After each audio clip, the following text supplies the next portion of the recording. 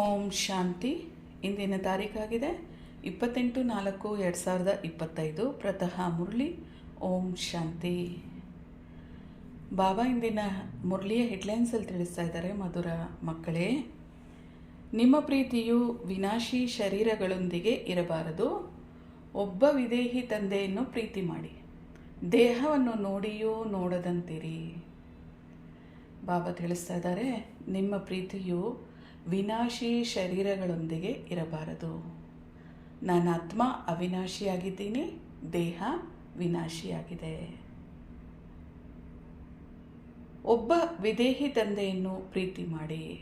ತಂದೆ ಶಿವಬಾಬಾ ನಿರಾಕಾರ ಜ್ಯೋತಿ ಬಿಂದು ಸ್ವರೂಪ ಆಗಿದ್ದಾರೆ, ವಿದೇಹಿಯಾಗಿದ್ದಾರೆ. ಅವರನ್ನೇ ನೆನಪು ಮಾಡಿ. ದೇಹವನ್ನು ನೋಡಿಯೂ ನೋಡದಂತಿರಿ.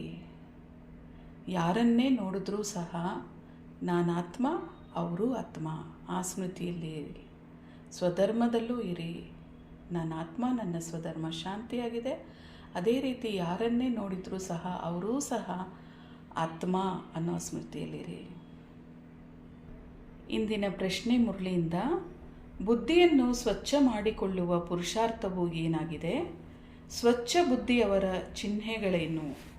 ಉತ್ತರದಲ್ಲಿ ಬಾಬಾ ತಿಳಿಸ್ತಾ ಇದ್ದಾರೆ, ದೇಹಿ ಅಭಿಮಾನಿ ಆಗಿರುವುದರಿಂದಲೇ ಬುದ್ಧಿಯು ಸ್ವಚ್ಛವಾಗುತ್ತದೆ.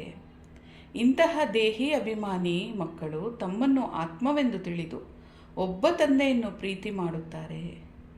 ತಂದೆಯಿಂದಲೇ ಕೇಳುತ್ತಾರೆ. ಆದರೆ ಯಾರು ಮೂಢಮತಿಗಳಾಗಿದ್ದಾರೋ ಅವರು ದೇಹವನ್ನು ಪ್ರೀತಿ ಮಾಡುತ್ತಾರೆ, ದೇಹವನ್ನೇ ಶೃಂಗಾರಿಸಿಕೊಳ್ಳುತ್ತಾರೆ. ನೋಡಿ, ಬಾಬಾ ತಿಳಿಸ್ತಾ ಇದ್ದಾರೆ, ಯಾರು ಆತ್ಮಾಭಿಮಾನಿಗಳಾಗಿರ್ತಾರೋ ಅವರು ತಮ್ಮ ಆತ್ಮದ ಶೃಂಗಾರವನ್ನು ಮಾಡಿಕೊಳ್ತಾರೆ, ದಿವ್ಯ ಗುಣಗಳನ್ನು ತುಂಬಿಕೊಳ್ತಾರೆ. ಆದರೆ ಯಾರು ದೇಹದ ಅಭಿಮಾನದಲ್ಲಿರ್ತಾರೋ ಅವರು ದೇಹದ ಶೃಂಗಾರ ಮೇಲೆ ಆಸಕ್ತಿ ಇರುತ್ತೆ. ಬಾಬಾ ಬಂದಿದ್ದಾರೆ ದೇಹಿ ಅಭಿಮಾನಿಗಳಾಗಿರಿ ಅಂತ ತಿಳಿಸೋದಕ್ಕೆ. ಸೊ ಆತ್ಮದ ಶೃಂಗಾರ ದೇಹಿ ಅಭಿಮಾನಿ ಆಗಿದ್ದಾಗಲೇ ಸಾಧ್ಯ. ದಿವ್ಯ ಗುಣಗಳು. ನನ್ನ ಆತ್ಮ ಸಂಬಂಧವು ಪರಮಾತ್ಮನ ಜೊತೆ ಇದೆ. ಪರಮಾತ್ಮನು ಬಂದು ಈ ಶರೀರದ ಮೂಲಕ ತಿಳಿಸುತ್ತಾರೆ. ಇವರಿಗೂ ಸಹ ಆಸ್ತಿಯನ್ನು ತಂದೆಯೇ ಕೊಡುತ್ತಾರೆ. ಅಂದ ಮೇಲೆ ಬುದ್ಧಿ ಅವರ ಕಡೆ ಇರಬಾರದು. ತಿಳಿದುಕೊಳ್ಳಿ, ತಂದೆಗೆ 5-7 ಮಂದಿ ಮಕ್ಕಳಿದ್ದರೆ ಅವರೆಲ್ಲರ ಬುದ್ಧಿ ತಂದೆ ಕಡೆ ಇರುತ್ತದೆ. ಏಕೆಂದರೆ ತಂದೆಯಿಂದ ಆಸ್ತಿಯು ಸಿಗಬೇಕಾಗಿದೆ. ಸಹೋದರರು ಆಸ್ತಿಯನ್ನು ನೀಡುವುದಿಲ್ಲ. ಯಾವಾಗಲೂ ತಂದೆಯಿಂದಲೇ ಆಸ್ತಿ ಸಿಗುತ್ತದೆ. ಬಾಬಾ ಇಲ್ಲಿ ತಿಳಿಸ್ತಾ ಇದ್ದಾರೆ, ಬ್ರಹ್ಮಬಾಬಾ ಶಿವಬಾಬಾರವರು ಬ್ರಹ್ಮಬಾಬಾರವರ ತನುವಿನ ಆಧಾರದಲ್ಲಿ ಬಂದು ನಮಗೆ ಜ್ಞಾನವನ್ನು ತಿಳಿಸ್ತಾರೆ. ಆದರೆ ಬ್ರಹ್ಮಬಾಬಾ ಕೂಡ ಪುರುಷಾರ್ಥಿ ಅಲ್ವಾ, ಅವರು ಕೂಡ ಶಿವತಂದೆಯಿಂದನೇ ಆಸ್ತಿ ಪಡ್ಕೋಬೇಕು. ಹಾಗಾಗಿ ಎಲ್ಲರ ಬುದ್ಧಿ ತಂದೆ ಕಡೆ ಇರಲಿ. ನಿರಾಕಾರ ಜ್ಯೋತಿ ಬಿಂದು ಸ್ವರೂಪ ಶಿವತಂದೆ ಕಡೆ ಇರಲಿ ಅಂತ ಬಾಬಾ ತಿಳಿಸ್ತಾ ಇದ್ದಾರೆ. ನೀವು ತಿಳಿದುಕೊಂಡಿದ್ದೀರಿ, ಆತ್ಮದ ರೂಪದಲ್ಲಿ ನಾವೆಲ್ಲರೂ ಸಹೋದರರಾಗಿದ್ದೀವಿ. ನಾವೆಲ್ಲ ಆತ್ಮಗಳ ಸಂಬಂಧವು ಒಬ್ಬ ಪರಮಾತ್ಮನ ಜೊತೆ ಇದೆ. ಅವರು ತಿಳಿಸುತ್ತಾರೆ, ನನ್ನೊಬ್ಬನನ್ನೇ ನೆನಪು ಮಾಡಿ, ಜೊತೆಯಲ್ಲಿ ಪ್ರೀತಿಯನ್ನಿಡಿ ಅಂತ ಬಾಬಾ ತಿಳಿಸ್ತಾರೆ. ಬಾಬಾ ಒಬ್ಬರನ್ನೇ ನೆನಪು ಮಾಡಬೇಕು, ಬಾಬಾರವರ ಜೊತೆಯಲ್ಲೇ ಪ್ರೀತಿ ಇಡಬೇಕು.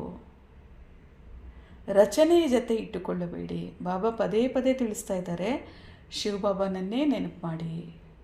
ನಿರಾಕಾರ ಜ್ಯೋತಿಬಿಂದು ಸ್ವರೂಪ ಅವರು ಇವರ ಭ್ರುಕುಟಿಯ ಮಧ್ಯದಲ್ಲಿ ಬ್ರಹ್ಮಬಾಬನ ರಥದಲ್ಲಿ ಅವತರಿತಾಗಿ ತಿಳಿಸೋ ಕಾರಣದಿಂದ ನಿಮ್ಮಲ್ಲೂ ಆತ್ಮದ ಸ್ಮೃತಿ ಇರಲಿ. ಪರಸ್ಪರ ಯಾರನ್ನೇ ನೋಡಿದ್ರೂ ಸಹೋದರರು ಅನ್ನೋ ಭಾವನೆ ಇರಲಿ.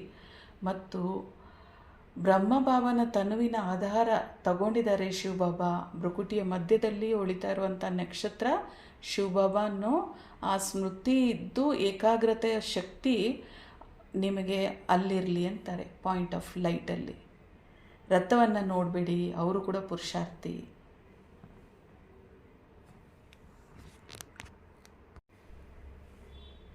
ನೀವಾತ್ಮಗಳನ್ನು ನನ್ನ ಜೊತೆ ನಿಶ್ಚಿತಾರ್ಥ ಮಾಡಿಸುತ್ತೇನೆ.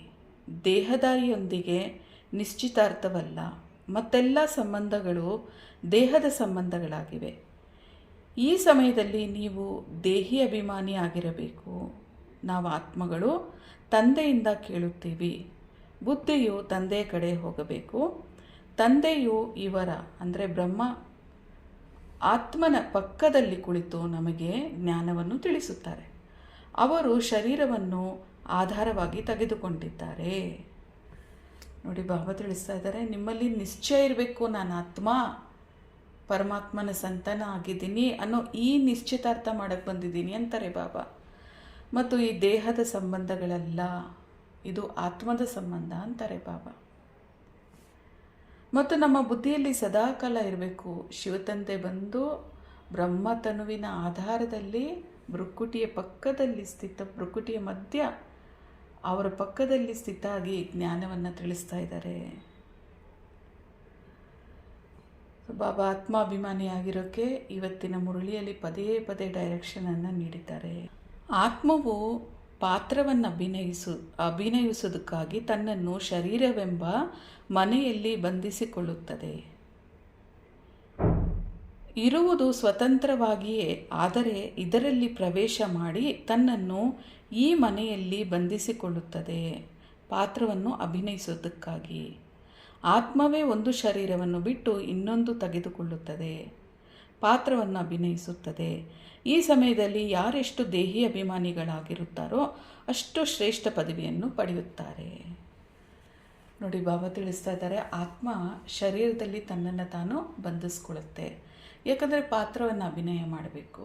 ಯಾವಾಗ ತನ್ನ ಸಮಯ ಮುಗೀತೋ, ಪಾತ್ರ ಮುಗೀತೋ, ಆಗ ಬೇರೆ ಶರೀರಕ್ಕೆ ಹೊರಟೋಗುತ್ತೆ ರೆಡಿ ಆಗಿದ ತಕ್ಷಣ. ಆತ್ಮ ಸ್ವತಂತ್ರವಾಗಿದ್ದರೂ ಸಹ ತನ್ನ ಪಾತ್ರವನ್ನು ಅಭಿನಯಿಸಬೇಕಾಗಿದೆ ಶರೀರದ ಆಧಾರದಲ್ಲಿ. ಮತ್ತು ಬಾಬಾ ತಿಳಿಸ್ತಾ ಇದ್ದಾರೆ, ಯಾರು ಈ ಸಂಗಮ ಯುಗದಲ್ಲಿ ಎಷ್ಟೆಷ್ಟು ದೇಹಿ ಅಭಿಮಾನಿಗಳಾಗಿರ್ತಾರೋ ಅಷ್ಟಷ್ಟೇ ಶ್ರೇಷ್ಠ ಪದವಿಯನ್ನು ಪಡ್ಕೊಳ್ತಾರೆ. ಪುರುಷಾರ್ಥ ಫಲ. ನಿಮಗೆ ಅಂಶ ಮಾತ್ರವೂ ಪ್ರೀತಿ ಇರಬಾರದು. ನಮಗೆ ದೇಹಧಾರಿಗಳ ಜೊತೆಯಲ್ಲಿ ಅಂಶ ಮಾತ್ರವೂ ಪ್ರೀತಿ ಇರಬಾರದು. ನಮ್ಮ ದೇಹನೇ ಇರಲಿ ಅಥವಾ ದೇಹದ ಸಂಬಂಧಿಗಳೇ ಇರಲಿ, ಮಕ್ಕಳು, ಅಪ್ಪ, ಅಮ್ಮ, ಸಹೋದರರು, ಗಂಡ, ಹೆಂಡತಿ, ಯಾರದೇ ನೆನಪಿರಬಾರ್ದು, ಅಂದರೆ ಪ್ರೀತಿ ಇರಬಾರ್ದು ಅಂತಾರೆ ಬಾಬಾ. ಕರ್ತವ್ಯ ಮಾಡಿ ಪ್ರೀತಿ ಒಬ್ಬ ತಂದೆಯೊಂದಿಗೆ ಜೋಡಿಸಿ. ಈ ಸಂಗಮ ಯುಗದಲ್ಲಿ ಒಂದೇ ಅವಕಾಶ ನಮಗೆ ತಂದೆಯ ಪಾಲನೆ ಸಿಗ್ತಾ ಇರೋದು. ಹಾಗಾಗಿ ಈ ಸಮಯದಲ್ಲಿ ಜಾಗೃತಿ ಇರಲಿ. ನಿಮಗೆ ಪಾಲನೆ ತಂದೆ ನೀಡ್ತಾ ಇದ್ದಾರೆ, ಮಗುವಾಗಿ ಸಂಪೂರ್ಣ ಪಾಲನೆಯನ್ನು ಪಡ್ಕೊಳ್ಳಿ ಅಂತಾರೆ. ಈ ಶರೀರವು ಯಾವುದೇ ಪ್ರಯೋಜನಕ್ಕಿಲ್ಲ. ನಾನು ಈ ಶರೀರದಲ್ಲಿ ಕೇವಲ ನಿಮಗೆ ತಿಳಿಸುವುದಕ್ಕಾಗಿ ಪ್ರವೇಶಿಸುತ್ತೇನೆ. ಇದು ರಾವಣ ರಾಜ್ಯ ಪರದೇಶ ಆಗಿದೆ. ರಾವಣನು, ಬಾಬಾ ತಿಳಿಸ್ತಾ ಇದ್ದಾರೆ, ಬಾಬಾರವರು ಶಿವಬಾಬಾರವರು ಬ್ರಹ್ಮ ಬಾಬಾರವರ ರಥವನ್ನು ಆಧಾರ ತಗೊಳ್ಳೋದೇ ಈ ಜ್ಞಾನವನ್ನು ತಿಳಿಸೋದಕ್ಕಾಗಿ. ಯಾಕಂದರೆ ಇದು ಪರಾಯ ದೇಶ ಆಗಿದೆ ಅಂತಾರೆ. ಇದು ರಾವಣ ರಾಜ್ಯ ಪರದೇಶ ಆಗಿದೆ. ಯಾವುದೆಲ್ಲ ಚಿತ್ರಗಳನ್ನು ಮಾಡುತ್ತಾರೋ ಅದನ್ನು ಅರಿತುಕೊಂಡಿಲ್ಲ. ಸಂಪೂರ್ಣ ಮೂಢಮತಿಗಳಾಗಿದ್ದಾರೆ. ರಾವಣ ರಾಜ್ಯದಲ್ಲಿ ಎಲ್ಲರೂ ಮೂಢಮತಿಗಳೇ ಆಗಿದ್ದಾರೆ. ದೇಹಾಭಿಮಾನ ಅಲ್ಲವೇ? ಬಾಬಾ ತಿಳಿಸ್ತಾರೆ, ಭಕ್ತಿ ಮಾರ್ಗದಲ್ಲಿ ರಾವಣನ ಗೊಂಬೆಯನ್ನು ಮಾಡ್ತಾರೆ, 10 ತಲೆಗಳನ್ನು ಮಾಡಿ ಸುಡ್ತಾರೆ. ಆದರೆ ರಾವಣ ಯಾರು? 5 ವಿಕಾರ ಸ್ತ್ರೀಯಲ್ಲಿ, 5 ವಿಕಾರ ಪುರುಷನಲ್ಲಿ. ಸೊ ಈ 5 ಸೇರಿದಾಗ 10 ತಲೆ ರಾವಣ. ಇದು ವಿಕಾರಿ ಪ್ರಪಂಚ, ರವರವ ನರ್ಕ ಅಂತಾರೆ ಬಾಬಾ. ಆದರೆ ಚಿತ್ರಗಳನ್ನು ಮಾಡಿಟ್ಟು ಆ ಚಿತ್ರದ ಅರ್ಥವನ್ನು ಕೂಡ ತಿಳಿದೆ ಅವರೇನು ಮಾಡ್ತಾರೆ, ಅದನ್ನು ಸುಟ್ಟಾಕ್ತಾರೆ. ಸೊ ರಾವಣ ಬೇರೆ ಯಾವುದೋ ವ್ಯಕ್ತಿ ಅಲ್ಲ, ನಮ್ಮಲ್ಲೇ ಇರುವಂಥ ಅವಗುಣಗಳು, ಕಾಮ, ಕ್ರೋಧ, ಲೋಭ, ಮೋಹ, ಅಹಂಕಾರ. ಇನ್ನೂ ಇದರ ಲಿಸ್ಟೇ ಹೇಳ್ಕೊಂಡು ಹೋಗ್ಬೋದು. ಎಲ್ಲ ಅವಗುಣಗಳು ಅಂತಾರೆ ಬಾಬಾ. ಬಾಬಾ ತಿಳಿಸ್ತಾ ಇದ್ದಾರೆ, ಯಾರು ದೇಹದ ಅಭಿಮಾನದಲ್ಲಿದ್ದಾರೋ ಅವರು ತುಚ್ಛ ಬುದ್ಧಿ ಉಳ್ಳವರಾಗಿದ್ದಾರೆ. ತಂದೆಯು ತಿಳಿಸುತ್ತಾರೆ, ಯಾರು ಮೂಢಮತಿಗಳಾಗಿದ್ದಾರೋ ಅವರು ದೇಹವನ್ನೇ ನೆನಪು ಮಾಡುತ್ತಾರೆ, ದೇಹದೊಂದಿಗೆ ಪ್ರೀತಿಯನ್ನು ಇಟ್ಟುಕೊಳ್ಳುತ್ತಾರೆ. ಯಾರು ಸ್ವಚ್ಛ ಬುದ್ಧಿಯುಳ್ಳವರಾಗಿದ್ದಾರೋ ಅವರು ತಮ್ಮನ್ನು ಆತ್ಮವೆಂದು ತಿಳಿದು ಪರಮಾತ್ಮನನ್ನು ನೆನಪು ಮಾಡುತ್ತಾರೆ, ಪರಮಾತ್ಮನಿಂದಲೇ ಕೇಳುತ್ತಾರೆ. ಇದರಲ್ಲಿಯೂ ಪರಿಶ್ರಮ ಇದೆ. ಇದಂತೂ ತಂದೆಯ ರಥ ಆಗಿದೆ ಅಲ್ವಾ. ಬಾಬಾ ಇವತ್ತು ಪ್ರತಿ 4 ಲೈನ್ಗೆ ಒಂದ್ಸರಿನೂ ಇದನ್ನು ತಿಳಿಸ್ತಾನೆ ಬರ್ತಾ ಇದ್ದಾರೆ. ಶಿವಬಾಬಾರವರನ್ನೇ ನೆನಪು ಮಾಡಬೇಕು, ಬ್ರಹ್ಮ ಬಾಬಾರವರನ್ನು ನೆನಪು ಮಾಡಬಾರ್ದು, ನಿಮ್ಮ ವಿಕರ್ಮಗಳು ವಿನಾಶ ಆಗೋದಿಲ್ಲ ಅಂತಾರೆ ಬಾಬಾ. ಈಗ ಇದಕ್ಕೆ ರಾಜಶ್ವ, ಅಶ್ವಮೇಧ, ಅವಿನಾಶಿ, ರುದ್ರಜ್ಞಾನವೆಂದು ಹೇಳಲಾಗುತ್ತದೆ. ಅಶ್ವ ಎಂದು ಹೆಸರನ್ನು ಕೇಳಿ ಅವರು ಕುದುರೆ ಎಂದು ತಿಳಿದುಕೊಳ್ಳುತ್ತಾರೆ, ಅದನ್ನು ಸ್ವಾಹ ಮಾಡುತ್ತಾರೆ. ಇವೆಲ್ಲವೂ ಭಕ್ತಿ ಮಾರ್ಗದ ಕಥೆಗಳಾಗಿದೆ. ಈಗ ನಿಮ್ಮನ್ನು ಸುಂದರರನ್ನಾಗಿ ಮಾಡುವ ಯಾತ್ರಿಕನು ಈ ತಂದೆ ಆಗಿದ್ದಾರೆ. ಬಾಬಾ ನೋಡಿ ಇಲ್ಲಿ ಭಕ್ತಿ ಮತ್ತು ಜ್ಞಾನಕ್ಕೆ ವ್ಯತ್ಯಾಸವನ್ನು ತಿಳಿಸ್ತಾ ಇದ್ದಾರೆ. ಇಲ್ಲಿ ಬಾಬಾ ರಚಿಸಿರುವಂಥ ರಾಜಶ್ವ, ಅಶ್ವಮೇಧ, ರುದ್ರಗೀತ, ಜ್ಞಾನ ಯಜ್ಞ, ಇದರಲ್ಲಿ ಬಾಬಾ ಹೇಳ್ತಾರೆ, ದೇಹದ ಅಭಿಮಾನವನ್ನು ಬಿಡಿ, ದೇಹದ ಅಭಿಮಾನವನ್ನು ಬಿಡಿ. ನಾನು ಆತ್ಮ, ಈ ದೇಹ ನಾನಲ್ಲ, ಆತ್ಮಾಭಿಮಾನಿ ಆಗಿರಿ ಅಂತಾರೆ ಬಾಬಾ. ಆದರೆ ಅಲ್ಲಿ ಭಕ್ತಿ ಮಾರ್ಗದಲ್ಲಿ ಆ ರೀತಿಯಲ್ಲ. ಇವೆಲ್ಲವೂ ಭಕ್ತಿ ಮಾರ್ಗದ ಕಥೆಗಳು ಅಂತಾರೆ ಬಾಬಾ. ಈಗ ನಿಮ್ಮನ್ನು ಅಂದರೆ ನಾವು ರಾಜಶ್ವ, ಅಶ್ವಮೇಧ, ರುದ್ರಗೀತ, ಜ್ಞಾನ ಯಜ್ಞದಾತ ಶಿವತಂದೆ ಅವರು ನೀಡುವಂಥ ಡೈರೆಕ್ಷನಿನ ಆಧಾರದಲ್ಲಿ ನಡೆದಾಗ ನಾವು ಸುಂದರರಾಗ್ತೀವಿ. ಆತ್ಮದ ಗುಣಗಳು, ಲಕ್ಷಣಗಳು ಎಲ್ಲವೂ ಹೆಚ್ಚುತ್ತಾ ಹೋಗುತ್ತೆ. ಆತ್ಮಾಭಿಮಾನಿಯಾಗಿದ್ದಾಗ ಆತ್ಮದ ಎಲ್ಲ ಡಿವೈನ್ ಕ್ವಾಲಿಟೀಸು ತುಂಬ್ತಾ ಹೋಗುತ್ತೆ. ಬಾಬಾನೇ ಬಂದು, ತಂದೆ ಬಂದು ನಮ್ಮನ್ನು ಸುಂದರವಾಗಿ ತಯಾರು ಮಾಡ್ತಾರೆ, ಜ್ಞಾನದ ಆಧಾರದಲ್ಲಿ, ಯೋಗದ ಆಧಾರದಲ್ಲಿ. ಸತ್ಯುಗದಲ್ಲಿ ಮೊದಲು ನಾವು ಸುಂದರರಾಗಿದ್ವಿ, ಮತ್ತು ನಾವು ಶ್ಯಾಮ ಪಾತ್ರವನ್ನು ಅಭಿನಯಿಸ್ತಾ ಬಂದ್ವಿ.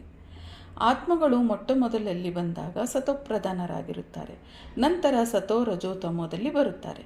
ತಂದೆಯು ಬಂದು ಎಲ್ಲರನ್ನೂ ಸುಂದರರನ್ನಾಗಿ ಮಾಡುತ್ತಾರೆ. ಯಾರೆಲ್ಲ ಧರ್ಮಸ್ಥಾಪಕರು ಬರುತ್ತಾರೋ ಅವರೆಲ್ಲರೂ ಸುಂದರ ಆತ್ಮಗಳೇ ಆಗಿದ್ದಾರೆ. ನಂತರ ಕಾಮಚಿತೆಯ ಮೇಲೆ ಕುಳಿತು ಕಪ್ಪಾಗಿ ಬಿಡುತ್ತಾರೆ. ಮೊದಲು ಸುಂದರ, ನಂತರ ಶ್ಯಾಮ.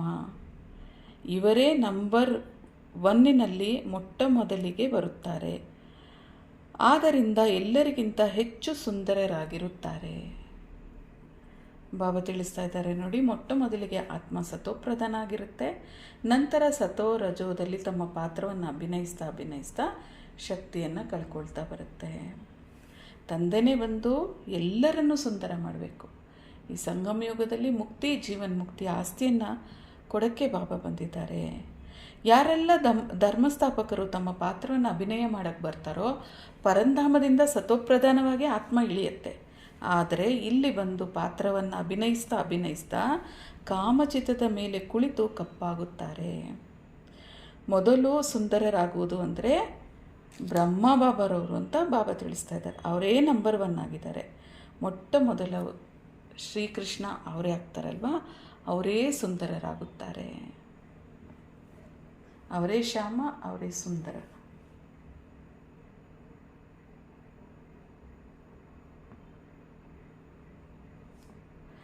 ಈ ಕಣ್ಣಿಗೆ ಕಾಣುತ್ತಿರುವುದೆಲ್ಲವೂ ವಿನಾಶವಾಗುತ್ತದೆ. ಈ ಕಣ್ಣುಗಳು ಕೂಡ ವಿನಾಶ ಆಗುತ್ತವೆ. ಪರಂಪಿತ ಪರಮಾತ್ಮ ತ್ರಿನೇತ್ರಿ ಎಂದು ಹೇಳಲಾಗುತ್ತದೆ. ಅವರಿಗೆ ಜ್ಞಾನದ 3ನೇ ನೇತ್ರವಿದೆ. ತ್ರಿನೇತ್ರಿ, ತ್ರಿಕಾಲದರ್ಶಿ, ತ್ರಿಲೋಕಿನಾಥನೆಂಬ ಬಿರುದು ಅವರಿಗೆ ಸಿಕ್ಕಿದೆ. ಈಗ ನಿಮಗೆ 3 ಲೋಕಗಳ ಜ್ಞಾನವಿದೆ ಮತ್ತು ಇದು ಪ್ರಾಯಲೋಪ ಆಗುತ್ತದೆ. ಆದ್ದರಿಂದ ಯಾರಲ್ಲಿಯೂ ಜ್ಞಾನವಿರುವುದಿಲ್ಲ. ಅವರೆಲ್ಲ ಬಂದು ಕೂಡುತ್ತಾರೆ. ನೋಡಿ ಬಾಬಾ ಇಲ್ಲಿ ತಿಳಿಸ್ತಾ ಇದ್ದಾರೆ. ಬಾಬಾ ಹೇಗೆ ತ್ರಿಕಾಲದರ್ಶಿ, ತ್ರಿನೇತ್ರಿ ಆಗಿದ್ದಾರೋ ಅದೇ ರೀತಿ ನಮಗೂ ಕೂಡ ಜ್ಞಾನವನ್ನು ನೀಡಿ ತ್ರಿಕಾಲದರ್ಶಿ, ತ್ರಿನೇತ್ರಿಯಾಗಿ, ಮಾಸ್ಟರ್ ತ್ರಿಕಾಲದರ್ಶಿ, ತ್ರಿನೇತ್ರಿಯಾಗಿ ಮಾಡ್ತಾ ಇದ್ದಾರೆ. ಈಗ ನಮಗೂ ಕೂಡ ಬಾಬಾ 3ನೇ ನೇತ್ರವನ್ನು ನೀಡಿದ್ದಾರೆ, ಅಂದರೆ ಆತ್ಮಾಭಿಮಾನಿಯಾಗಿ ಮಾಡಿದ್ದಾರಲ್ವಾ. ಈ ಎಲ್ಲ ಜ್ಞಾನ ಬಾಬಾ ಯಾವುದು ಸಂಗಮ ಯುಗದಲ್ಲಿ ತಿಳಿಸ್ಕೊಡ್ತಾ ಇದ್ದಾರೋ ಇದೆಲ್ಲ ಪರಂಧಾಮಕ್ಕೆ ಹೋದ್ಮೇಲೆ, ಪರಂಧಾಮಕ್ಕೆ ಹೋಗಬೇಕಾದ್ರೆ ಎಲ್ಲ ಜ್ಞಾನವು ಪ್ರಾಯಲೋಪ ಆಗೋಗುತ್ತೆ ಅಂತಾರೆ ಬಾಬಾ. ಆತ್ಮದಲ್ಲಿ ಸಂಸ್ಕಾರ ರೆಕಾರ್ಡ್ ಆಗುತ್ತೆ, ಜ್ಞಾನ ಪ್ರಾಯಲೋಪ ಆಗುತ್ತೆ. ಆದ್ದರಿಂದಲೇ ಬಾಬಾ ತಿಳಿಸುತ್ತಾರೆ, ಸತ್ಯುಗ ತ್ರೇತಾಯುಗದಲ್ಲಿ ಯಾವುದೇ ಭಕ್ತಿ ಇರಲ್ಲ. ಇಲ್ಲಿ ಜ್ಞಾನದ ಫಲವನ್ನು ನಾವು ಅನುಭವಿಸ್ತಾ ಇರ್ತೀವಿ, ಪ್ರಾಪ್ತಿಯನ್ನು ಅನುಭವಿಸ್ತಾ ಇರ್ತೀವಿ ಅಂತ ಬಾಬಾ ತಿಳಿಸ್ತಾ ಇದ್ದಾರೆ. ನೀವು ಮಕ್ಕಳಿಗೆ 84 ಜನ್ಮಗಳ ಇತಿಹಾಸ ಭೂಗೋಳವನ್ನು ತಂದೆ ತಿಳಿಸಿಕೊಡುತ್ತಾರೆ. ಇದು ಸಹಜವಲ್ಲವೇ? ಬಾಬಾ ಬಂದು ಈಗ ತಿಳಿಸಾದ್ಮೇಲೆ ನಮಗೆ ಗೊತ್ತಾಯಿತು, ಇದು 84 ಜನ್ಮಗಳ ಚಕ್ರ ಆಗಿದೆ. ಆದಿ ಮಧ್ಯ ಅಂತ್ಯದ ರಹಸ್ಯ ಕೂಡ ಬಾಬಾನೇ ಬಂದು ತಿಳಿಸಿದ್ರು. ಬಾಬಾ ತಿಳಿಸ್ತಾ ಇದ್ದಾರೆ, ಯಾವ ಮಕ್ಕಳು ನೆನಪಿನಲ್ಲಿ ಬುದ್ಧಿವಂತರಾಗಿರುವುದಿಲ್ಲವೋ ಅವರು ಪಂಡಿತರಾಗಿರುತ್ತಾರೆ. ಜ್ಞಾನದಲ್ಲಿ ಬಲೆ ಎಷ್ಟೇ ಬುದ್ಧಿವಂತರಾಗಿರಬಹುದು, ಆದರೆ ನೆನಪು ಮಾಡಲಿಲ್ಲವೆಂದರೆ ಅವರು ಕೇವಲ ಪಂಡಿತರೇ. ನೋಡಿ ಬಾಬಾ ಎಷ್ಟು ಸ್ಪಷ್ಟವಾಗಿ ತಿಳಿಸ್ತಾ ಇದ್ದಾರೆ. ಬರೀ ಜ್ಞಾನ ಇದ್ದರೆ ಸಾಲದು ಮಕ್ಕಳೇ, ಯೋಗದ ಬಲನೂ ಬೇಕು. ಜ್ಞಾನ ಯೋಗ ಇದೆರಡು ಬ್ಯಾಲೆನ್ಸ್ ಅಂತಾರೆ ಬಾಬಾ. ಸೊ ಯಾವ ಮಕ್ಕಳು ನೆನಪಿನಲ್ಲಿರಲ್ಲ, ಬರೀ ಜ್ಞಾನದ ಮೇಲೆ ಆಸಕ್ತಿ ತೋರಿಸ್ತಾರೋ ಅವ್ರು ಪಂಡಿತರ ರೀತಿ. ಅಂದರೆ ಅವರು ಬರೀ ಬೇರೆಯವ್ರಿಗೆ ತಿಳಿಸೋದ್ರಲ್ಲೇ ಅವ್ರಿಗೆ ಆಸಕ್ತಿ ಇರುತ್ತೆ, ಸ್ವಪರಿವರ್ತನೆ ಮಾಡ್ಕೊಳ್ಳೋದ್ರಲ್ಲಿ ಅವರು ಅಷ್ಟೊಂದು ತೀಕ್ಷ್ಣವಾಗಿರೋದಿಲ್ಲ. ಹಾಗಾಗಿ ಎಚ್ಚರಿಕೆಯನ್ನು ತಂದುಕೊಳ್ಳಿ. ಜ್ಞಾನ ಮತ್ತು ಯೋಗ ಎರಡರ ಬ್ಯಾಲೆನ್ಸ್ ಇರಬೇಕು. ಬರೀ ಜ್ಞಾನದಲ್ಲಿ ಮಾತ್ರ ಹೋಗ್ತಾ ಇದ್ರೆ ಸಾಲದು.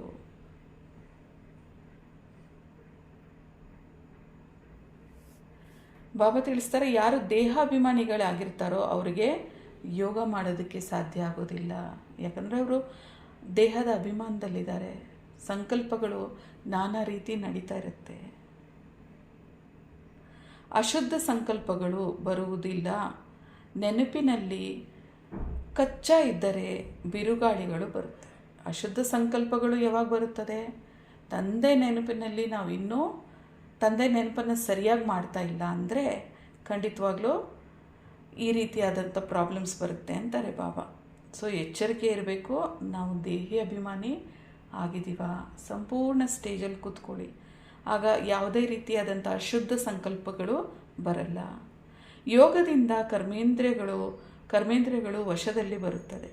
ತಂದೆಯು ಸರಿ ಮತ್ತು ತಪ್ಪನ್ನು ತಿಳಿದುಕೊಳ್ಳುವ ಬುದ್ಧಿಯನ್ನು ಕೊಟ್ಟಿದ್ದಾರೆ. ನೋಡಿ, ಯೋಗದಿಂದ ಕರ್ಮೇಂದ್ರಿಯಗಳು ಶೀತಲ ಆಗುತ್ತದೆ. ಸೊ ಭಾವ ತಿಳಿಸ್ತಾ ಇದ್ದಾರೆ ನೋಡಿ, ಯೋಗ ಎಷ್ಟು ಪವರ್ಫುಲ್ ಆಗಿದೆ. ಬುದ್ಧಿ ಈಗ ನಮಗೆ ಬಾಬಾ ತಿಳಿಸಿರೋ ಆಧಾರದಿಂದ ಈಗ ನಾವು ಜಡ್ಜ್ಮೆಂಟ್ ಮಾಡ್ಬೋದು, ಯಾವುದು ಸರಿ ಯಾವುದು ತಪ್ಪು. ಸೊ ಈಗ ನಾನು ಪ್ರತಿ ಕ್ಷಣ ನನ್ನನ್ನು ಆತ್ಮ ಅಂತ ತಿಳಿದು ಆತ್ಮಾಭಿಮಾನಿ ಆಗಿದ್ದು ಪ್ರತಿಯೊಬ್ಬರನ್ನು ಆತ್ಮದ ದೃಷ್ಟಿಯಲ್ಲಿ ನೋಡುವಂಥ ಅಭ್ಯಾಸ ಮಾಡ್ಕೋಬೇಕು ಮತ್ತು ಯೋಗದ ಬಲವನ್ನು ಕೂಡ ಹೆಚ್ಚಿಸ್ಕೋಬೇಕು ಅಂತಾರೆ ಬಾಬಾ. ಸೊ ಅನ್ಯರ ದೇಹದ ಕಡೆಗೆ ಬುದ್ಧಿಯು ಹೋಗುತ್ತಿದೆ ಅಂದರೆ ವಿಪರೀತ ಬುದ್ಧಿ ಉಳ್ಳವರಾಗಿದ್ದೀರಿ ಅಂತಾರೆ ಬಾಬಾ. ವಿಪರೀತ ಬುದ್ಧಿ ಅಂದ್ರೇ ಅದು ವಿನಾಶಕ್ಕೆ ದಾರಿ. ಪ್ರೀತ ಬುದ್ಧಿ ಇರಬೇಕು ನಮಗೀಗ, ವಿಪರೀತ ಬುದ್ಧಿ ಇರಬಾರ್ದು ಅಂತಾರೆ ಬಾಬಾ. ಸೊ ವಿಪರೀತ ಬುದ್ಧಿ ಅಂದ್ರೇ ವಿನಶ್ಯಂತಿ ಆಗುತ್ತದೆ. ಜ್ಞಾನವೇ ಬೇರೆ ಆಗಿದೆ, ಯೋಗವೇ ಬೇರೆ ಆಗಿದೆ ಅಂತಾರೆ ಬಾಬಾ. ಜ್ಞಾನ ಅನ್ನೋ ಸಬ್ಜೆಕ್ಟೇ ಬೇರೆ, ಯೋಗ ಅನ್ನೋ ಸಬ್ಜೆಕ್ಟೇ ಬೇರೆ.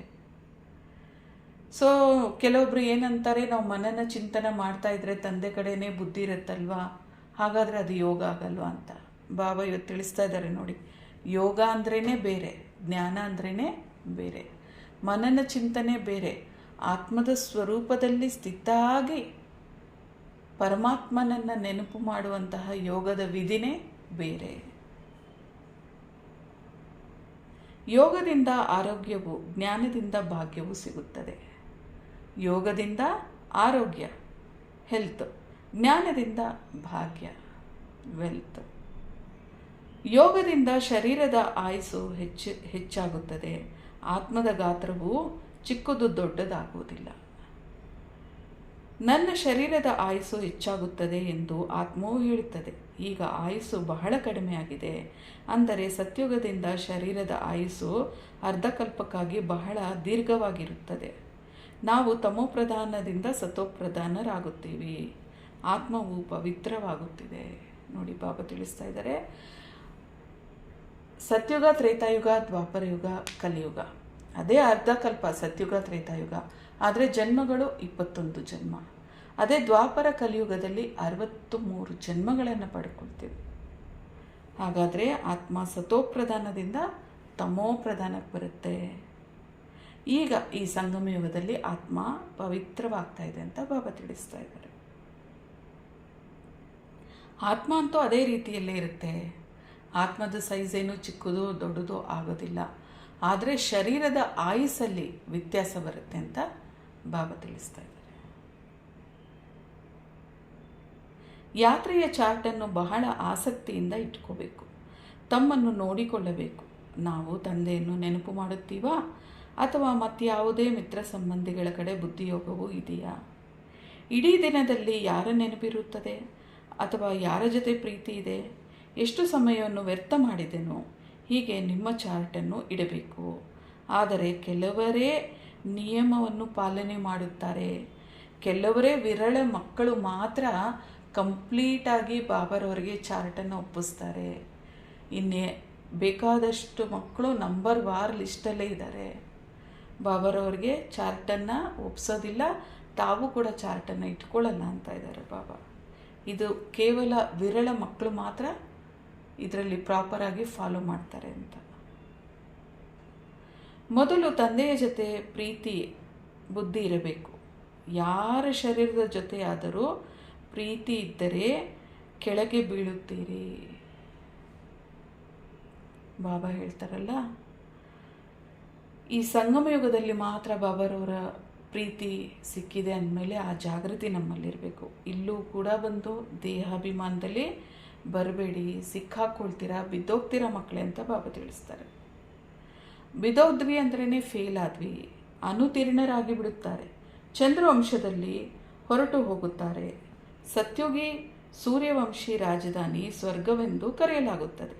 ತ್ರೇತಾಯುಗಕ್ಕೂ ಸ್ವರ್ಗವೆಂದು ಹೇಳಲಾಗುವುದಿಲ್ಲ. ಹೇಗೆ ದ್ವಾಪರ ಮತ್ತು ಕಲಿಯುಗ ಇದೆ. ಕಲಿಯುಗ ರೌರವನ ಅರ್ಥ ತಮೋಪ್ರಧಾನ ಅಲ್ವಾ? ನೋಡಿ, ಬಾಬಾ ತಿಳಿಸ್ತಾ ಇದ್ದಾರೆ, ಸಂಪೂರ್ಣ ಸತೋಪ್ರಧಾನ ಅಂದರೆ ಸತ್ಯುಗ, ತ್ರೇತಾಯುಗನೂ ಅಲ್ಲ. ಯಾಕಂದರೆ ಇಲ್ಲಿ ಯುದ್ಧ ಮಾಡ್ತಾ ಮಾಡ್ತಾ ಪುರುಷಾರ್ಥ ಮಾಡ್ತಾ ಇದ್ದೀವಿ ಅಂದರೆ ಸ್ಟೇಜಸ್ ಕಡಿಮೆ ಆಯ್ತಲ್ವಾ? ಎಷ್ಟು ಸುಂದರವಾಗಿ ಬಾಬಾ ತಿಳಿಸ್ತಾ ಇದ್ದಾರೆ. ಹೇಗೆ ದ್ವಾಪರ ಅಷ್ಟೊಂದು ಇದಾಗಿರಲ್ಲ, ತಮೋ ಪ್ರಧಾನತೆ ಇರಲ್ಲ. ಆದರೆ ಕಲಿಯುಗ ಬಂದಾಗ ತಮೋ ಪ್ರಧಾನ ಆಗ್ಬಿಡುತ್ತಲ್ವಾ? ಅಲ್ಲಿ ರಜೋಪ್ರಧಾನ ಇರ್ಬೋದು, ಆದರೆ ಕಲಿಯುಗ ಬರೋ ಅಷ್ಟೊತ್ತಿಗೆ ಎಂಡಿಗೆ ರಜೋಪ್ರಧಾನ ಆಗ್ಬಿಡುತ್ತೆ. ಸೊ ಇದನ್ನೆಲ್ಲ ಗಮನದಲ್ಲಿ ತಂದ್ಕೊಳ್ಳಿ ಮಕ್ಕಳೇ. ನೀವು ಸತ್ಯುಗಕ್ಕಾಗಿಯೇ ನಾನು ನಿಮ್ಮನ್ನು ಈಗ ರೆಡಿ ಮಾಡ್ತಾ ಇದ್ದೀನಿ. ಗುರಿ ಉದ್ದೇಶ ಲಕ್ಷ್ಮೀನಾರಾಯಣ ನಿಮ್ಮದು. ಹಾಗಾಗಿ ಪುರುಷಾರ್ಥದ ಕಡೆ ಸಂಪೂರ್ಣ ಗಮನವನ್ನು ಕೊಡಿ. ಇತ್ತೀಚಿನ ಪ್ರಪಂಚದಲ್ಲಿ ಫ್ಯಾಷನ್ ಬಹಳ ದೊಡ್ಡ ಸಮಸ್ಯೆ ಆಗಿದೆ. ತಮ್ಮ ಮೇಲೆ ಆಕರ್ಷಿತ ಮಾಡಿಕೊಳ್ಳಲು ಶರೀರಕ್ಕೆ ಎಷ್ಟೊಂದು ಟಿಪ್ ಟಾಪ್ ಮಾಡಿಕೊಳ್ಳುತ್ತಾರೆ.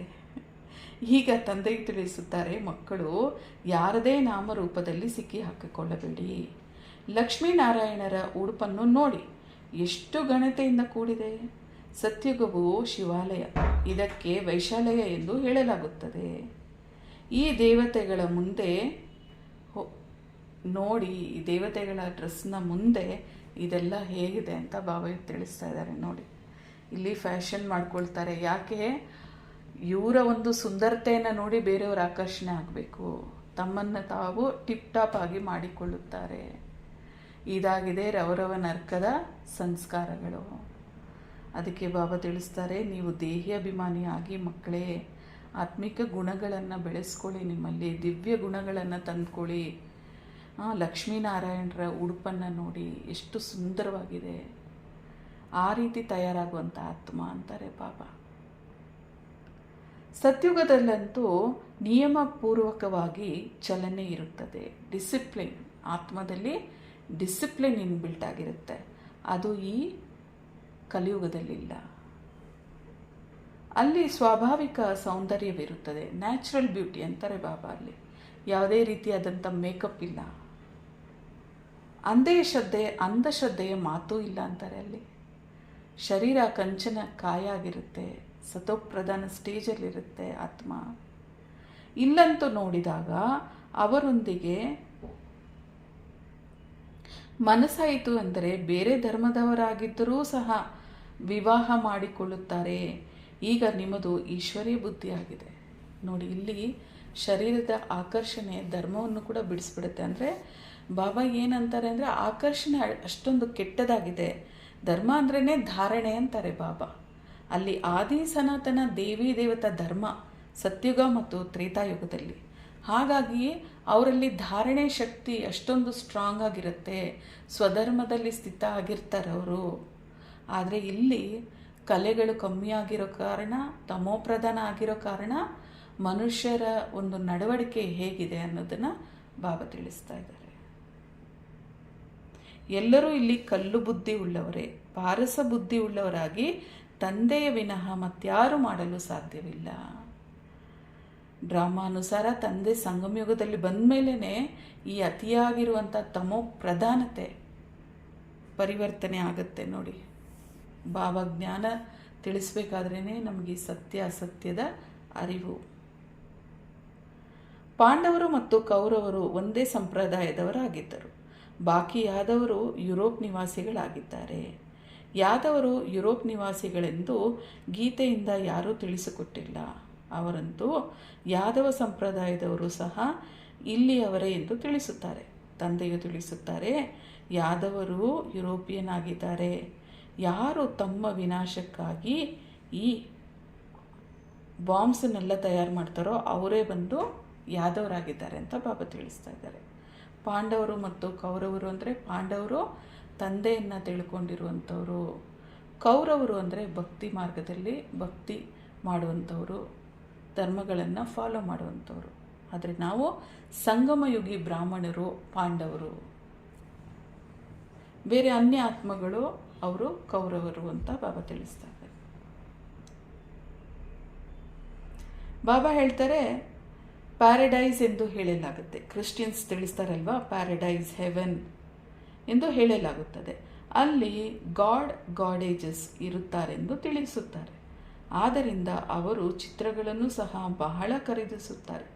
ಆದರೆ ಆ ಸ್ವರ್ಗವು ಮತ್ತೆ ಎಲ್ಲಿ ಹೋಯಿತು ಎಂಬುದು ಯಾರಿಗೂ ತಿಳಿದಿಲ್ಲ. ಈ ಚಕ್ರವು ಹೇಗೆ ಸುತ್ತುತ್ತದೆ ನೀವೀಗ ತಿಳಿದುಕೊಂಡಿದ್ದೀರಿ. ಹೊಸದರಿಂದ ಹಳೆಯದು ಹೇಗೆ ಆಗುತ್ತದೆ ಇದೂ ಸಹ ಬಾಬಾ ತಿಳಿಸುತ್ತಾರೆ.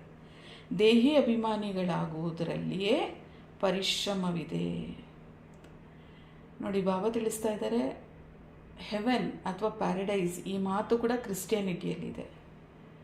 ಆ ಕಾರಣದಿಂದ ಅದು ಸುಂದರವಾಗಿರುತ್ತೆ ಅನ್ನೋ ಆ ಚಿತ್ರಗಳನ್ನು ಬಿಡಿಸಿರ್ತಾರೆ. ಅದನ್ನು ಕೂಡ ಬಹಳಷ್ಟು ಜನ ಖರೀದಿ ಮಾಡ್ಕೊಂಡು ಹೋಗ್ತಾರೆ. ಆದರೆ ಆ ಸ್ವರ್ಗ ಇವಾಗ ಎಲ್ಲೋಯ್ತು ಅಂತ ಕೇಳಿದ್ರೆ ಅವ್ರಿಗೆ ಗೊತ್ತಿಲ್ಲ. ಆದರೆ ಚಿತ್ರಗಳಲ್ಲಿ ನೋಡಿ ಸಂತೋಷ ಪಡ್ತಾರೆ. ಆದರೆ ಬಾಬಾ ತಿಳಿಸ್ತಾರೆ, ಈಗ ನಮಗೆ ಗೊತ್ತಿದೆ ಜ್ಞಾನದ ಆಧಾರದಲ್ಲಿ ಸೃಷ್ಟಿ ಚಕ್ರ ಹೇಗೆ ಸುತ್ತಾ ಬರುತ್ತೆ. ಸತ್ಯುಗ ತ್ರೇತಾಯುಗ ಆದಮೇಲೆ ದ್ವಾಪರ ಕಲಿಯುಗ. ಆದರೆ ಅವ್ರಿಗೆ ಸೃಷ್ಟಿ ಚಕ್ರದ ಬಗ್ಗೆನೇ ಗೊತ್ತಿಲ್ಲ ಅಂತಾರೆ ಬಾಬಾ. ಹೇಗೆ ಹೊಸದರಿಂದ ಹಳೇದಾಗತ್ತೆ, ಹಳೇದರಿಂದ ಮತ್ತೆ ಹೊಸದಾಗತ್ತೆ ಈ ಪ್ರಪಂಚ, ಇದೂ ಬಾಬಾರವರಿಗೆ ತಿಳಿಸ್ಕೊಟ್ಟಿದ್ದಾರೆ. ಆದರೆ ಈಗ ಈ ಸಂಗಮಯುಗದಲ್ಲಿ ನೀವು ದೇಹಿ ಅಭಿಮಾನಿಗಳಾಗಿರಬೇಕು. ಇದರಲ್ಲಿ ಬಹಳ ಪರಿಶ್ರಮ ಇದೆ. ನೀವು ದೇಹಿ ಅಭಿಮಾನಿ ಆಗುವುದರಲ್ಲಿ ಅನೇಕ ಕಾಯಿಲೆ ಇತ್ಯಾದಿಗಳಿಂದ ಮುಕ್ತರಾಗುತ್ತೀರಿ. ತಂದೆಯನ್ನು ನೆನಪು ಮಾಡುವುದರಿಂದ ಶ್ರೇಷ್ಠ ಪದವಿಯನ್ನು ಪಡೆಯುತ್ತೀರಿ ನೋಡಿ. ಬಾಬಾ ತಿಳಿಸ್ತಾರೆ, ಎಷ್ಟು ನೀವು ಆತ್ಮಾಭಿಮಾನಿಗಳಾಗಿರ್ತೀರೋ ಅನೇಕ ಕಾಯಿಲೆ ಇತ್ಯಾದಿಗಳಿಂದ ಮುಕ್ತ ಆಗ್ತಾರೆ. ಅಂದರೆ ನನ್ನ ಆತ್ಮ, ಈ ದೇಹ ನಾನಲ್ಲ. ಆ ಸ್ಮೃತಿ ಸಿಕ್ತಾಗ್ಲೇ ಆತ್ಮದ ಅನೇಕ ಜನ್ಮಾಂತರದ ರೋಗಗಳಿದೆಯಲ್ಲ. ಉದಾಹರಣೆಗೆ ಮುಖ್ಯವಾದಂಥ ರೋಗ ಅಂದ್ರೇ ಬಾಬಾ ಹೇಳ್ತಾರೆ ಕಾಮ, ಕ್ರೋಧ, ಲೋಭ, ಮೋಹ, ಅಹಂಕಾರ. ಇದಕ್ಕೆ ಸಂಬಂಧಪಟ್ಟಿದಂತೆ ಇನ್ನೂ ಅನೇಕ ಇದೆಯಲ್ಲ, ಈರ್ಷ ಇದೆ, ದ್ವೇಷ ಇರ್ಬೋದು, ಅಸೂಯೆ ಇರ್ಬೋದು, ಇಂಥದ್ದು ಅನೇಕ ಅವಗುಣಗಳ ರೋಗ ಏನೇನಿದೆಯೋ ಅದೆಲ್ಲ ನಿಮ್ಮನ್ನು ಬಿಟ್ಟು ಹೋಗ್ತಾ ಇರುತ್ತೆ ಮಕ್ಕಳೇ. ಅದಕ್ಕೆ ಬಾಬಾ ತಿಳಿಸ್ತಾರೆ, ದೇಹಿ ಅಭಿಮಾನಿಗಳಾಗಿದ್ದಾಗ ಅನೇಕ ಕಾಯಿಲೆಗಳು ಇತ್ಯಾದಿಗಳಿಂದ ಮುಕ್ತರಾಗುತ್ತೀರಿ. ತಂದೆಯನ್ನು ನೆನಪು ಮಾಡೋದ್ರಿಂದ ಶ್ರೇಷ್ಠರಾಗುತ್ತೀರಿ. ತಂದೆಯನ್ನು ನೆನಪು ಮಾಡ್ತಾ ಮಾಡ್ತಾ ಆತ್ಮದಲ್ಲಿ ಸ್ವಚ್ಛತೆ ಆಗ್ತಾ ಇರುತ್ತೆ. ಜ್ಞಾನವನ್ನು ತಿಳ್ಕೊಂಡು ಕೂಡ ಅಜ್ಞಾನದಿಂದ ನೀವು ಬೆಳಕಿಗೆ ಬಂದುಬಿಡ್ತೀರ. ಸೊ ದೇಹಿ ಅಭಿಮಾನಿಗಳಾಗಿರೋದ್ರಿಂದ ಆತ್ಮದ ಯಾವುದೆಲ್ಲ ರೋಗಗಳು ಹಿಡಿದಿದೆಯಲ್ಲ, ಅವಗುಣಗಳದ್ದು 63 ಜನ್ಮಗಳಿಂದ ಇದರಿಂದ ಬಿಡಿಸ್ಕೊಂಡ್ಬಿಡ್ತೀರ ಮಕ್ಕಳೇ ಅಂತಾರೆ ಬಾಬಾ. ಅಚ್ಚ, ಧಾರಣೆಗಾಗಿ ಮುಖ್ಯ ಸಾರದಲ್ಲಿ ಬಾಬಾ ತಿಳಿಸ್ತಾ ಇದ್ದಾರೆ, ಯಾವುದೇ ದೇಹದಾರಿಯನ್ನು ತಮ್ಮ ಆಧಾರ ಮಾಡಿಕೊಳ್ಳಬಾರದು, ಶರೀರದೊಂದಿಗೆ ಪ್ರೀತಿಯನ್ನು ಇಟ್ಟುಕೊಳ್ಳಬಾರದು, ಹೃದಯದ ಪ್ರೀತಿಯನ್ನು ಒಬ್ಬ ತಂದೆಯೊಂದಿಗೆ ಇಡಬೇಕಾಗಿದೆ. ಯಾರದೇ ನಾಮರೂಪದಲ್ಲಿ ಸಿಕ್ಕಿ ಹಾಕಿಕೊಳ್ಳಬೇಡಿ. 2ನೇ ಪಾಯಿಂಟ್ ಬಾಬಾ ತಿಳಿಸ್ತಾ ಇದ್ದಾರೆ, ನೆನಪಿನ ಚಾರ್ಟನ್ನು ಬಹಳ ಆಸಕ್ತಿಯಿಂದ ಇಡಬೇಕಾಗಿದೆ. ಇದರಲ್ಲಿ ಸುಸ್ತಾಗಬಾರದು. ಚಾರ್ಟಿನಲ್ಲಿ ನೋಡಿಕೊಳ್ಳಬೇಕು, ನನ್ನ ಬುದ್ಧಿಯು ಯಾರ ಕಡೆ ಹೋಗುತ್ತಿದೆ, ಎಷ್ಟು ಸಮಯವನ್ನು ವ್ಯರ್ಥ ಮಾಡುತ್ತಿದ್ದೀನಿ, ಸುಖ ಕೊಡುವಂತಹ ತಂದೆಯನ್ನು ಎಷ್ಟು ಸಮಯ ನೆನಪು ಮಾಡಿದ್ದೀನಿ, ಇದೆಲ್ಲ ಚೆಕ್ ಮಾಡ್ಕೊಳ್ಳಿ ಅಂತಿದ್ದಾರೆ ಬಾಬಾ. ವರದಾನದಲ್ಲಿ ಬಾಬಾ ತಿಳಿಸ್ತಾರೆ, ಇಂದಿನ ವರದಾನ, ಗೃಹಸ್ಥ ವ್ಯವಹಾರ ಮತ್ತು ಈಶ್ವರ್ಯ ವ್ಯವಹಾರ ಎರಡನ್ನೂ ಸಮಾನತೆಯ ಮೂಲಕ ಸದಾ ಹಗೂರ ಮತ್ತು ಸಫಲ ಭವ. ವರದಾನದ ವಿಸ್ತಾರದಲ್ಲಿ ಬಾಬಾ ತಿಳಿಸ್ತಾ ಇದ್ದಾರೆ, ಎಲ್ಲ ಮಕ್ಕಳಿಗೆ ಶರೀರ ನಿರ್ವಾಹ ಮತ್ತು ಆತ್ಮ ನಿರ್ವಾಹದ ಡಬಲ್ ಸೇವೆ ಸಿಕ್ಕಿದೆ. ಆದರೆ ಎರಡೂ ಸೇವೆಯಲ್ಲೂ ಸಮಯದ ಶಕ್ತಿಗಳನ್ನು ಸಮಾನ ಮಾಡಿಕೊಳ್ಳಬೇಕಾಗಿದೆ. ಸಮಯ ಮತ್ತು ಶಕ್ತಿಗಳನ್ನು ಸಮಾನ ಮಾಡಿಕೊಳ್ಳಬೇಕಾಗಿದೆ. ಒಂದು ವೇಳೆ ಶ್ರೀಮತದ ಮುಳ್ಳು ಸರಿಯಾಗಿದ್ದರೆ ಎರಡೂ ಕಡೆ ಸಮಾನವಾಗಿರುತ್ತೆ. ಅಂದರೆ ಬ್ಯಾಲೆನ್ಸ್ ಆಗಿರಬೇಕು ಅಂತ ಬಾಬಾ ತಿಳಿಸ್ತಾ ಇದ್ದಾರೆ. ಆದರೆ ಗೃಹಸ್ಥ ಎಂಬ ಶಬ್ದ ಹೇಳುತ್ತಲೇ ಗೃಹಸ್ಥಿಯಾಗಿ ಬಿಡುವಿರಿ, ಆಮೇಲೆ ನೆಪಗಳು ಪ್ರಾರಂಭವಾಗುತ್ತದೆ. ಆದ್ದರಿಂದ ಗೃಹಸ್ಥಿ ಅಲ್ಲ, ಟ್ರಸ್ಟಿ ಆಗಿದ್ದೀನಿ. ಆದ್ದರಿಂದ ಗೃಹಸ್ಥಿ ಅಲ್ಲ, ಟ್ರಸ್ಟಿ ಆಗಿದ್ದೀರಿ. ಈ ಸ್ಮೃತಿಯಿಂದ ಗೃಹಸ್ಥ ವ್ಯವಹಾರ ಮತ್ತು ಈಶ್ವರ್ಯ ವ್ಯವಹಾರ ಎರಡೂ ಸಮಾನತೆಯಿಂದ ಇಡಿ. ಸದಾ ಹಗುರ ಮತ್ತು ಸಫಲರಾಗಿರಿ. ಆಗಿರುವಿರಿ. ನೋಡಿ ಬಾಬಾ ಎಷ್ಟು ಚೆನ್ನಾಗಿ ಬ್ಯಾಲೆನ್ಸ್ ಬಗ್ಗೆ ತಿಳಿಸ್ಕೊಡ್ತಾ ಇದ್ದಾರೆ. ಸೊ ಬ್ಯಾಲೆನ್ಸ್ ಅಲ್ಲಿ ನೀವು ಶ್ರೀಮತದ ಅನುಸಾರವಾಗಿ ಎರಡರಲ್ಲೂ ಬ್ಯಾಲೆನ್ಸ್ ಇಟ್ಕೊಂಡು ನಡೀರಿ ಮಕ್ಕಳೇ ಅಂತಾರೆ. ಶ್ಲೋಗನ್ ಆಗಿದೆ.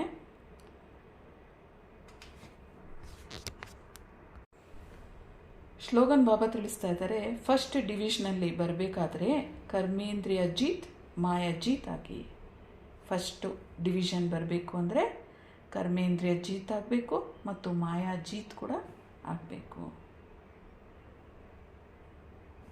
ಅಚ್ಚ, ಓಂ ಶಾಂತಿ. ನಾನಾತ್ಮ ಪರಮಾತ್ಮನ ಸಂತಾನ ಆಗಿದ್ದೀನಿ. ನಾನಾತ್ಮ ನನ್ನ ಸ್ವಧರ್ಮ ಶಾಂತಿಯಾಗಿದೆ. ಈ ಸ್ಮೃತಿಯಲ್ಲಿ ಸದಾಕಾಲ ಇರಿ, ಆತ್ಮಾಭಿಮಾನಿಯಾಗಿರಿ. ಓಂ ಶಾಂತಿ, ಓಂ ಶಾಂತಿ.